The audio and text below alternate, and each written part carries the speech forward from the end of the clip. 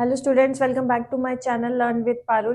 Hopefully आप सब अच्छे होंगे और प्रीवियस वीडियोस भी आप देख रहे होंगे क्योंकि हमने नया सब्जेक्ट स्टार्ट किया था डेटा स्ट्रक्चर। उसकी 2 वीडियो ऑलरेडी मैं अपलोड कर चुकी हूँ। पहली वीडियो थी हमारी डेटा स्ट्रक्चर क्या होता है, उसकी क्लासिफिकेशन, और उसके बाद मैंने लीनियर एरे के बारे में भी आपको डाल दिया था एक वीडियो में। अभी हम जो नेक्स्ट टॉपिक आज स्टार्ट करने वाले हैं वो है 2 डायमेंशनल एरे। अगर आपने प्रीवियस वीडियो नहीं देखी है तो पहले जाके प्रीवियस वीडियो देख लीजिए, तभी आपको आज की वीडियो समझ में आएगी। तो हम स्टार्ट करें 2 डायमेंशनल एरे। 1 डायमेंशनल एरे का मैं थोड़ा सा पार्ट रिपीट कर देती हूँ आपको। 1 डायमेंशनल एरे का मतलब होता है कि हम एक सिंगल डायमेंशनल एरे, जैसे यहाँ पे 1 2 3 4 ये एलिमेंट्स हैं, ये एक सीक्वेंस वे में ही है कि ये 0th एलिमेंट है, ये फर्स्ट एलिमेंट है, ये सेकंड एलिमेंट है। ठीक है, तो ये हमारा क्या होता है, एक लीनियर एरे होता है कि एक सीक्वेंस के अंदर एक लीनियर फॉर्म में हम डेटा एलिमेंट्स को क्या कर रहे हैं, स्टोर करके चल रहे हैं। अब हमारा आता है नेक्स्ट जो टॉपिक है वो 2 डायमेंशनल एरे आ रहा है। 2 डायमेंशनल एरे का मतलब होता है जो एलिमेंट है आपका वो स्टोर हो रहे हैं रो कॉलम फॉर्म में। रो कॉलम में बोल दो या टेबल की फॉर्म में बोल दो या रिलेशनल फॉर्म बोल दो, ये सारी फॉर्म्स हम बोल सकते हैं 2 डायमेंशनल एरे कि हम डाटा को स्टोर कर रहे हैं इस फॉर्मेट में, या मैट्रिसेस फॉर्म भी बोल सकते हो आप इसे। ठीक है, 2 डायमेंशनल एरे आपका क्या होता है, एरे ऑफ एरेज होता है और ऑर्गेनाइजर्स मैट्रिसेस होता है।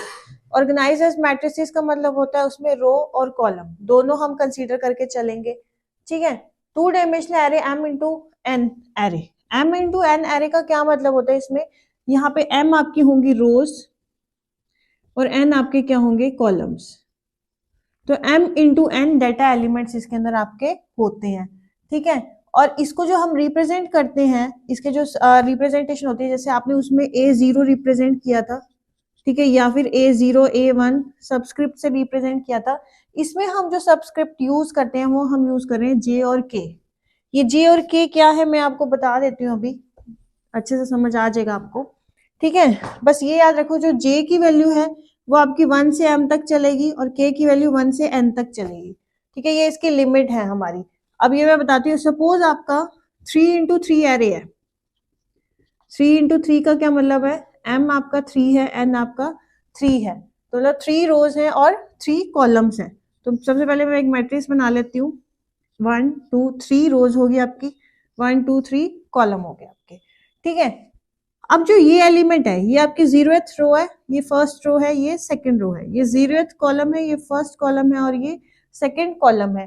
तो इसका जो सबस्क्रिप्ट होगा वो आपका होगा A00, 0th रो 0th कॉलम। अब ये क्या होगा, 0th रो फर्स्ट कॉलम, ये होगा आपका 0th रो सेकंड कॉलम। यहाँ पे फर्स्ट रो 0th कॉलम, ये आपका फर्स्ट रो और फर्स्ट कॉलम, ये आपका फर्स्ट रो और सेकंड कॉलम। सिमिलरली ये आपका हो जाएगा second row 0th column, second row first column, second row second column. ठीक है, अब यहाँ पे देखो, आपने ये जो 0 0 0 1 0 2 लिखा है ना, ये आपका J और K है। समझ में आया कि ये आपका J सब्सक्रिप्ट है और ये आपका K सब्सक्रिप्ट है। तो हम क्या करते हैं, जो 2 डायमेंशनल एरे है उसे रो कॉलम मेजर में हम इसको रिप्रेजेंट करते हैं कि इसमें रोज भी होंगी और कॉलम भी होंगे। और m इंटू एन का मतलब होता है इतना इसका साइज है, मतलब 3 इंटू 3 का मैंने यहाँ पे आपको बना के दिखा दिया है। आप और भी बना सकते हो, 4 इंटू 4 का भी बना सकते हैं। मैं एक बार 4 इंटू 4 का भी एग्जाम्पल बता देती हूँ आपको।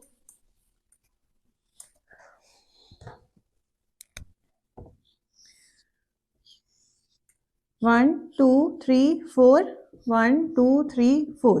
तो यहाँ पे आपका क्या होगा, 0 0, यहाँ लिख लो पहले 0 1 2 3 0 1 2 3, 0th रो 0th कॉलम, यहाँ पे 0th रो फर्स्ट कॉलम, ये 0th रो ही है और सेकंड कॉलम है, ये 0th रो है और थर्ड कॉलम है। यहाँ पे आओगे तो first row 0th column, first row first column, first row second column, first row third column. यहाँ पे second row 0th column, second row first column, second row second column, second row, third column. ठीक है, यहाँ पे आपका हो गया third row 0th column, third row first column, third row second column, third row third column. ये आपका 4 into 4 का क्या बन गया है, मैट्रिक्स बन गया है। अब 2 डायमेंशनल एरे के अंदर अगर हमें एड्रेस फाइंड आउट करना है तो हमारे पास दो तरीके होते हैं, रो मेजर ऑर्डर होता है और कॉलम मेजर ऑर्डर हमारे पास होता है। आपको होपफुली जो लास्ट फॉर्मूला था हमने पढ़ा था 1 डायमेंशनल एरे का वो याद होगा, बेस एड्रेस के साथ प्लस W मल्टीप्लाई में, वो एड्रेस आपको होपफुली याद होगा। ठीक है, अब हमारा रो मेजर ऑर्डर और कॉलम मेजर ऑर्डर होता है। रो मेजर ऑर्डर में अगर हमें, रो मेजर का मतलब होता है जो डाटा अरेंज हो रहा है आपका, वो जो फैशन हो रहा है उसको रो फैशन में ऑर्डर हो रहा है, मतलब मैनेज हो रहा है। जैसे कि आपने पहली रो कंप्लीट करी, उसके बाद सेकंड रो में जाओगे आप, फिर आप थर्ड रो के फर्स्ट एलिमेंट से स्टार्ट करोगे। सिमिलरली अगर कॉलम मेजर होगा तो हम पहले पहला कॉलम कंप्लीट करेंगे, फिर हम दूसरा कॉलम कंप्लीट करेंगे, फिर अगेन हम तीसरा कॉलम कंप्लीट करेंगे। ठीक है, तो मतलब जो हमारा डाटा एलिमेंट अरेंज हो रहा है वो रो मेजर में अरेंज हो रहा है या फिर कॉलम मेजर में अरेंज हो रहा है, उसके अकॉर्डिंग इनके फॉर्मूलेस क्या है ये वाले। ठीक है, अगर हमें IJ मतलब सपोज मान लो आपको 2 का निकालना है, तो आपका I क्या हो गया 2 पोजीशन पे है और J भी आपका क्या है 2 पोजीशन पे है। आपको इसका एड्रेस फाइंड आउट करना है, तो उसके लिए फॉर्मूला क्या होगा, B आपका क्या था, बेस एड्रेस, ये मैं लास्ट क्लास में डिस्कस कर चुकी हूँ। W आपका क्या होता है, नंबर ऑफ वर्ड्स पर मेमोरी,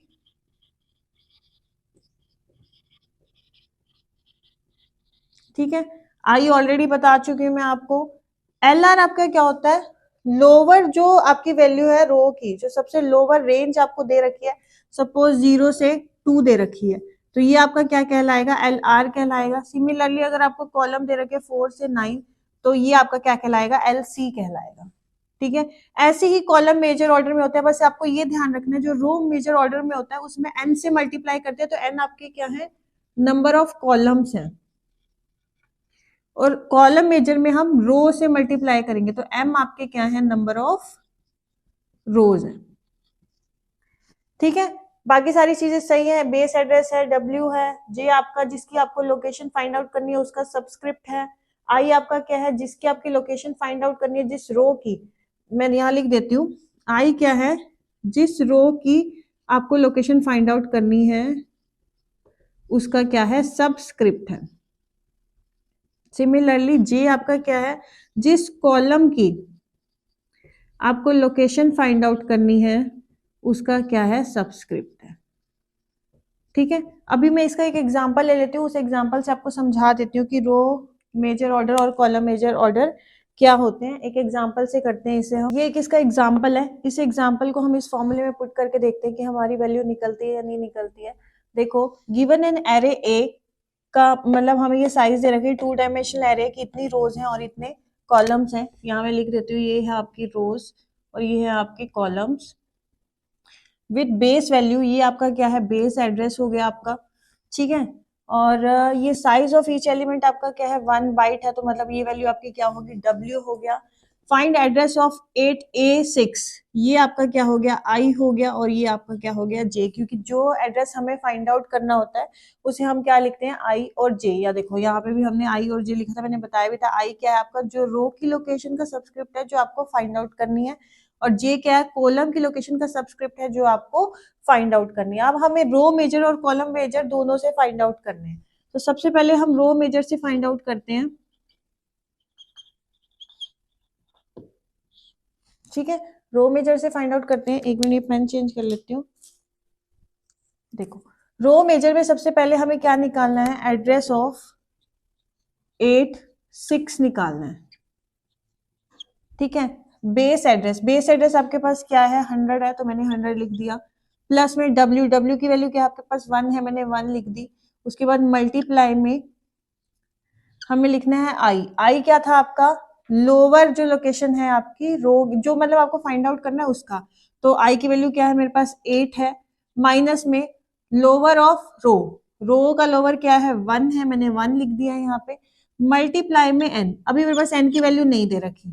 ठीक है, अभी n की वैल्यू हम निकालेंगे। प्लस में जे हमारा क्या है 6 है, 6 हमने लिख दिया माइनस में, कॉलम का लोअर क्या है 1, तो मैंने यहाँ पे लिख दिया 1। अब ये n कैसे निकलेगा? अगर आपने मेरी प्रीवियस वीडियो देखी होगी तो आपको n निकालना आ जाएगा, क्योंकि मैंने आपको बताया था n आपका क्या होता है, लेंथ होता है। और लेंथ आपकी कैसे निकलती है, upper bound minus lower bound plus में 1। तो अब इसमें n क्या है, नंबर ऑफ कॉलम्स है, तो हम नंबर ऑफ कॉलम्स देखेंगे। नंबर ऑफ कॉलम्स हमारे ये रहे, इसका अपर बाउंड क्या है 15, 15 लिखा, माइनस में इसका लोअर बाउंड क्या है 1, तो 1 लिखा, प्लस में 1, तो आपका n की वैल्यू क्या आ जाएगी 15। ठीक है, तो यहाँ पे आपका क्या आएगा 15 आएगा। सॉल्व कर लीजिए इसे, 100 प्लस में 1, 8 माइनस 1 7, मल्टीप्लाई में 15 प्लस में 5। ठीक है, तो ये आपका हो गया 100 प्लस 1, यहाँ मल्टीप्लाई है तो पहले मल्टीप्लाई ही सॉल्व होगा। ठीक है, तो इसको ब्रैकेट में ही रखते हैं हम, 115 प्लस में 5, आई थिंक यही होगा, 7 5 35, 7 105 आ जाएगा। ठीक है, तो ये आपका हो गया 100 प्लस में ये हो गया 110, और ये आपका आ गया 210। ठीक है, तो आपका जो ये जो आपका रो मेजर में इसका जो एड्रेस है वो आपका क्या है 210 है आपका एड्रेस। ठीक है, सिमिलरली हम इसको कॉलम मेजर में फाइंड आउट करते हैं। फॉर्मूला वही है, बस कॉलम मेजर में फाइंड आउट करना है।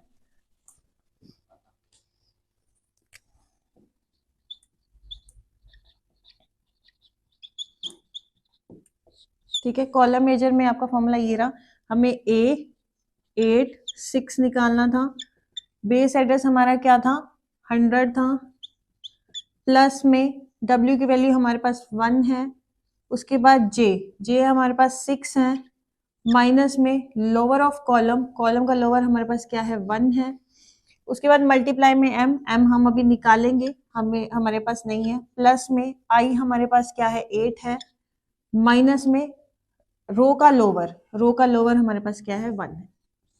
सेम जैसे आपने n निकाला था वैसे आप m निकालोगे रोज के लिए, upper bound minus lower bound plus 1। अब रोज में देखो 1 और 10, तो अपर बाउंड क्या है 10 है, लोअर बाउंड क्या है 1 है, प्लस 1, तो आपका ये क्या निकल जाएगा 10, तो ये क्या निकल गया आपका 10। अब इसे आप सॉल्व कर लीजिए, 100 प्लस में 1 5, मल्टीप्लाई में 10 प्लस में 7, 100 प्लस में 1 50 प्लस 7, 100 प्लस 57, ये आपका निकल गया 157। तो मैंने आपको रो मेजर से और कॉलम मेजर से दोनों से साइज निकालना बता दिया है। रो मेजर से आपका आया था 210 और कॉलम मेजर से आपका आया 157। ठीक है, तो आपका जो एड्रेस है वो आपका 210 और 157 लोकेशन पे आपका ये एलिमेंट पड़ा हुआ है। ठीक है, होपफुली आपको ये समझ में आ गया होगा 2 डायमेंशनल एरे भी। ठीक है, अब इसके जो ऑपरेशंस है वो नेक्स्ट क्लास में हम स्टार्ट करते हैं, इंसर्शन डिलीशन वगैरह उसके एल्गो भी साथ साथ करेंगे। होपफुली आपको ये समझ में आ गया, और समझ आया तो आपको क्या करना है, वीडियो को लाइक करना है, चैनल को सब्सक्राइब करना है और अच्छे अच्छे कमेंट्स करने हैं। आज के लिए इतना ही, थैंक यू सो मच।